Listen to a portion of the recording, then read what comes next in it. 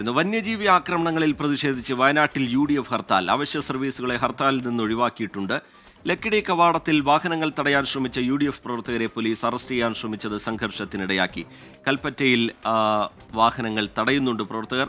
വയനാട്ടിൽ നിന്ന് ഷഹദ് റഹ്മാൻ വിവരങ്ങളുമായി ചേരുന്നുണ്ട്. ഷഹദ്, ഈ തുടർച്ചയായി ഈ 2 ദിവസത്തിനിടെ 2 പേർക്ക് ജീവൻ നഷ്ടമാവുന്ന സാഹചര്യം, തുടർച്ചയായുള്ള വന്യജീവി ആക്രമണം, അതിലെ പ്രതിഷേധമാണ്. രാവിലെ പോലീസുമായി വാക്കേറ്റം മുന്തും തള്ള് എന്ന നിലയിലേക്കൊക്കെ കാര്യങ്ങൾ പോയി. ഇപ്പോൾ ഹർത്താലിൻ്റെ സ്വഭാവം എന്താണ്? ഈ വ്യാപാരി വ്യവസായ ഏകോപന സമിതി ഹർത്താലുമായി സഹകരിക്കില്ല എന്ന് പറഞ്ഞിട്ടുണ്ട്. കടകളൊക്കെ തുറക്കുന്നുണ്ടോ ഷാദ്?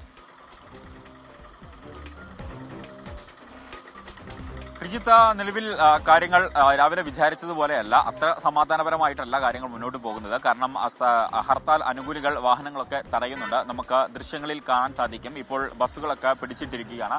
സമര അനുകൂലികൾ ഇവിടെയുണ്ട്. അപ്പം നിലവിൽ എങ്ങനെയാണ് സമരം മുന്നോട്ട് കൊണ്ടുപോകാൻ പോകുന്നത്? ഞങ്ങൾ ശക്തമായിട്ട് വണ്ടികളൊക്കെ തടഞ്ഞുകൊണ്ട് ഓടാൻ പറ്റാത്ത രീതിയിൽ സമരം മുന്നോട്ട് പോയിക്കൊണ്ടിരിക്കണം. അതുവരെ വ്യാപാര സ്ഥാപനങ്ങളൊന്നും തുറക്കാൻ സമ്മതിക്കൂല, ഓഫീസേഴ്സൊന്നും ഞങ്ങൾ തുറക്കാൻ സമ്മതിക്കൂല.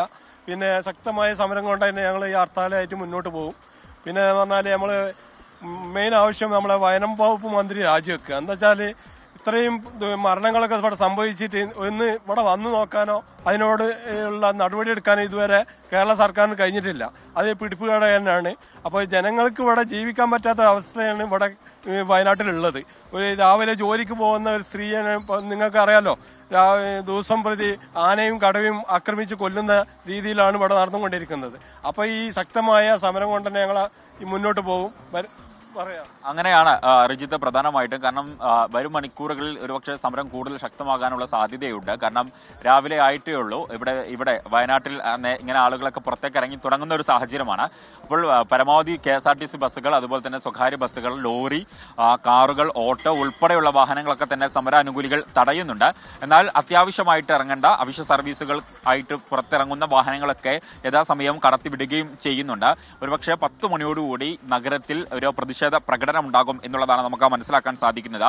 UDF പ്രവർത്തകരുടെ നേതൃത്വത്തിൽ അല്പസമയം മുൻപ് വയനാട്ടിലേക്ക് കയറുന്ന ഭാഗത്ത് വലിയ രീതിയിലുള്ള പ്രതിഷേധം ഉണ്ടാവുകയും പിന്നീട് അത് ഒഴിവാക്കിയിട്ടുണ്ട്. വാഹനങ്ങൾ തടയുന്നുണ്ട് അവിടെ UDF പ്രവർത്തകർ.